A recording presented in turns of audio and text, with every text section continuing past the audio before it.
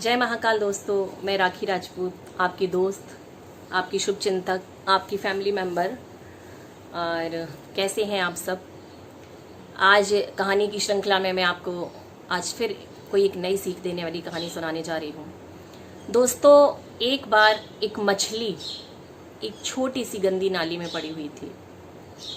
एक व्यक्ति वहाँ से निकला और उसने देखा कि ये मछली गंदी नाली में पड़ी हुई है, इसको यहाँ से निकाल के कहीं अच्छी जगह डाल देते हैं। तो मछली ने उससे कहा कि हाँ भाई, मुझे अच्छी जगह कहीं पे भी डाल दो, मैं इस गंदी नाली में यहाँ मर जाऊँगी, यहाँ थोड़ी सी जगह है, पानी भी यहाँ पूरा नहीं है। तो उसने कहा ठीक है, हम आपको डाल देते हैं। तो उस व्यक्ति ने उस मछली को वहाँ से निकाला और थोड़ी सी बड़ा वहाँ एक नाला टाइप का था, उधर उसको डाल दिया। फिर वो वहाँ से निकला कुछ दिन बाद। तो फिर मछली ने चिल्लाया, ओ भाई, मुझे इस नाली से निकालो, मुझे किसी अच्छी जगह में डाल दो। तो उसने देखा उस मछली को और उसे फिर उस पर दया आ गई। उसने कहा ठीक है, बताओ तुम्हें कहाँ जाना है। तो उसने कहा वहाँ आगे जो और भी बड़ा नाला है उसमें हमें डाल दो। तो उस व्यक्ति ने उस मछली को उस नाली में डाल दिया। फिर वो कुछ दिन बाद निकला, फिर वो वहाँ से चिल्लाई मछली की, ओ भाई, मुझे यहाँ से निकाल के किसी बड़ी जगह में डाल दो। तो उसने कहा आप कहाँ जाना है। तो उसने कहा मुझे तालाब में डाल दो। तो उस व्यक्ति ने कहा ठीक है, चलो मैं तुम्हें तालाब में डाल ही देता हूँ। और उस मछली को जाके तालाब में डाल दिया। उसने सोचा अब तो मछली खुश होगी, अब तो उसे इतना बड़ा तालाब मिल गया।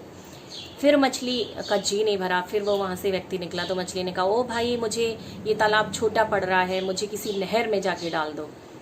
उसने कहा ठीक है, मैं आपको नहर में डाल देता हूँ। बेचारा वो फिर उस मछली को ले गया और जाके नहर में डाल दिया, क्योंकि वो नहीं चाहता था कि निर्जीव जीव का मैं मान न रखूं। तो उसने कहा चलो, क्योंकि वो तो बेचारा बहुत सीधा साधा व्यक्ति था, दूसरों के साथ अच्छा करने वाला व्यक्ति था।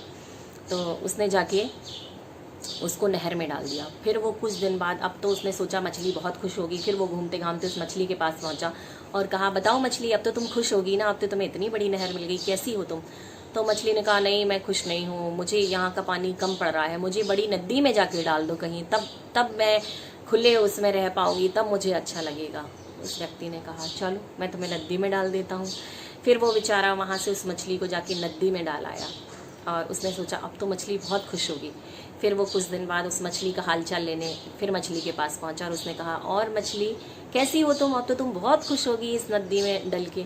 तो मछली ने कहा नहीं, मैं खुश नहीं हूँ, मुझे अच्छा नहीं लग रहा, मुझे ये नदी कम पड़ती है, मुझे बड़े समुद्र में चल के डाल दो। उस व्यक्ति ने कहा अरे, अब तो तुम्हारी महत्वाकांक्षाएं बढ़ती जा रही हैं, तुम वो हो जो कभी किसी बात पे संतुष्टि नहीं हो सकता। एक छोटी सी नाली सी ला के मैंने तुम्हें इस नदी में डाल दी है, तुम अब भी खुश नहीं हो, अब भी तुम्हें समुद्र चाहिए।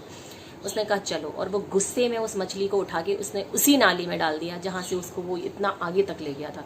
तो दोस्तों, हमें जीवन में संतुष्ट होना बहुत ज़रूरी है। अगर हमारी महत्वाकांक्षाएं बढ़ती ही जाएंगी, असीमित हो जाएंगी, जिनका कोई अंत नहीं होगा, तो ये भी हमारे लिए अच्छा नहीं है। महत्वाकांक्षाएं बड़ा होना जरूरी है, महत्वाकांक्षी आपका होना जरूरी है, पर इतना नहीं कि आपको किसी भी चीज़ में संतोष ना मिले। आप मेहनत में महत्वाकांक्षी बने, संघर्ष में महत्वाकांक्षी बने, पर इच्छाओं की पूर्ति के लिए तो आपको संतोषी ही होना पड़ेगा। क्योंकि जब आप संतोष रूपी धन अपने जीवन में अर्जित कर लेते हैं और संतोष से आप खुश हो जाते हैं, तभी आपको लाइफ में आप खुश रह पाते हैं। क्योंकि बिना संतोष के कोई व्यक्ति खुश नहीं हो सकता। आपके पास कुछ भी हो, आपकी महत्वाकांक्षाएं बढ़ती जाएंगी, आपकी इच्छाएं बढ़ती जाएंगी, आप कभी खुशी नहीं रह पाओगे। तो जो व्यक्ति संतोषी होता है वही हमेशा खुश होता है। ऐसा नहीं कि आप मेहनत करने में संतोष कर लें कि बहुत मेहनत होगी, राखी जी ने कहा था संतोष कर लेना, आप संघर्ष करने में संतोष कर लें, आप पढ़ाई करने में कम नहीं। लेकिन जो ये माया है, धन दौलत है, ये शरीर रूपी, ये क्या बोलते, संसार रूपी जो माया है, इसमें आपको संतुष्ट होना ही पड़ेगा। रुपए पैसों के लिए आपको संतुष्ट होना ही पड़ेगा। क्योंकि जो व्यक्ति संतुष्ट नहीं होता वह जीवन में कभी सुखी नहीं हो सकता, कभी उसके चेहरे पे मुस्कान नहीं आ सकती। तो जो व्यक्ति संतोषी होगा, जो व्यक्ति धैर्यवान होगा, वही जीवन में मुस्कान को पा सकता है। इसी के साथ अपनी वाणी को विराम देती हूँ। मुझे आशा है कि आपको आज की मेरी कहानी जरूर पसंद